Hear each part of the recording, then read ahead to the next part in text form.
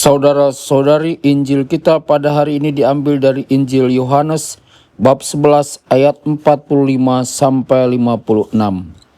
Banyak di antara orang-orang Yahudi yang datang melawat Maria dan yang menyaksikan sendiri apa yang telah dibuat Yesus terhadap Lazarus percaya kepadanya. Tetapi ada juga yang pergi kepada orang-orang Farisi dan menceritakan kepada mereka apa yang telah dibuat Yesus itu. Lalu imam-imam kepala dan orang-orang Farisi memanggil mahkamah agama untuk berkumpul. Mereka berkata, "Apakah yang harus kita buat? Sebab orang itu membuat banyak mujizat. Apabila kita biarkan dia, maka semua orang akan percaya kepadanya. Lalu orang-orang Roma akan datang dan merampas tempat suci kita serta bangsa kita." Tetapi seorang di antara mereka, yaitu Kayafas, imam besar pada tahun itu, berkata kepada mereka, "Kamu tidak tahu apa-apa. Kamu tidak insaf bahwa lebih berguna bagimu jika satu orang mati untuk bangsa kita daripada seluruh bangsa kita ini binasa." Hal ini dikatakan Kayafas bukan dari dirinya sendiri, tetapi sebagai imam besar pada tahun itu, ia bernubuat bahwa Yesus akan mati untuk seluruh bangsa. Bukan untuk bangsa itu saja, tetapi juga untuk mengumpulkan dan mempersatukan anak-anak Allah yang tercerai-berai. Mulai dari hari itu mereka sepakat untuk membunuh dia.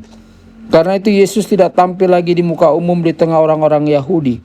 Ia berangkat dari situ ke daerah dekat padang gurun, ke sebuah kota yang bernama Efraim. Di situ ia tinggal bersama murid-muridnya. Waktu itu hari raya Paskah orang Yahudi sudah dekat. Dan banyak orang dari negeri itu berangkat ke Yerusalem untuk menyucikan diri sebelum Paskah itu. Mereka mencari Yesus dan sambil berdiri dalam bait Allah, mereka berkata seorang kepada yang lain, "Bagaimana pendapatmu? Akan datang jugakah ia ke pesta?" Demikianlah sabda Tuhan. Terpujilah Kristus.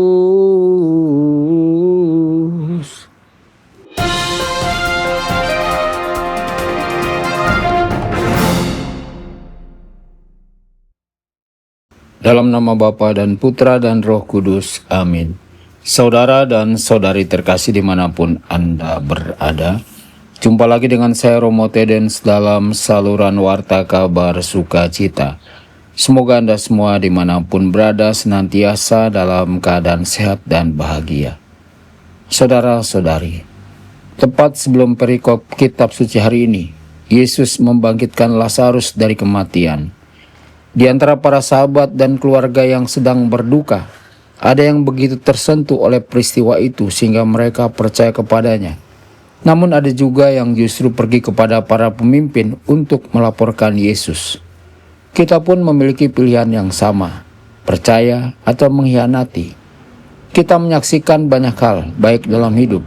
Kita berdoa, belajar, dan merenungkan kehidupan Yesus. Namun dalam kelemahan kita, terkadang kita tetap mengkhianatinya melalui dosa-dosa kita. Syukurlah Yesus memahami kelemahan kita.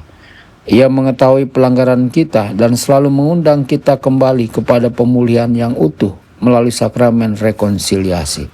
Saudara-saudari, mengikuti Yesus seringkali menuntut pengorbanan. Ada saat-saat ketika tuntutan itu terasa berat dan menggetarkan hati kita.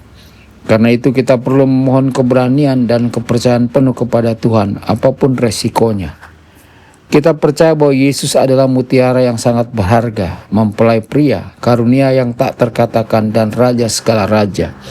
Ia sendiri berkata, "Tidak ada seorang pun yang telah meninggalkan rumah atau saudara laki-laki, atau saudara perempuan, atau ibu atau bapa, atau anak-anak atau ladang karena aku dan karena Injil, yang tidak akan menerima kembali 100 kali lipat sekarang pada masa ini juga. Rumah, saudara laki-laki, saudara perempuan, ibu, anak-anak, dan ladang, sekalipun disertai dengan penganiayaan. Dan pada zaman yang akan datang, ia akan menerima hidup yang kekal." Saudara-saudari, ketegangan antara Yesus dan orang-orang Farisi semakin meningkat, dan semua orang menyadarinya. Orang-orang Yahudi membicarakan apakah Yesus akan menghadiri perayaan Paskah. Mereka belum memahami makna historis dan rohani dari peristiwa-peristiwa besar yang akan segera terjadi. Banyak orang menyambut Yesus dengan sorak-sorai ketika ia memasuki Yerusalem dengan menunggang seekor keledai. Namun hanya beberapa hari kemudian mereka menyaksikan penyaliban yang kejam. Ada yang mungkin mendengar kabar tentang kebangkitannya, tetapi tetap melanjutkan kehidupan sehari-hari seperti biasa. Kini kita mengetahui keseluruhan kisah itu. Kita diberkati karena memiliki kesaksian para saksi mata dalam kitab suci, serta teladan iman dari para martir dan orang kudus yang menguatkan iman kita. Kita percaya bahwa Yesus lahir untuk wafat demi menebus kita. Ia dengan rela menghadapi konsekuensi dari menghadiri perayaan itu karena didorong oleh kasih. Kasih itulah yang dahulu menggerakkannya, dan kasih itu pula yang terus menggerakkannya hingga kini. Tuhan Yesus memberkati Anda semua. Sabda Allah adalah kebenaran. Sabda Allah adalah kehidupan. Mari kita mencintainya, mari kita menghayatinya. Ya Tuhan yang ku muliakan,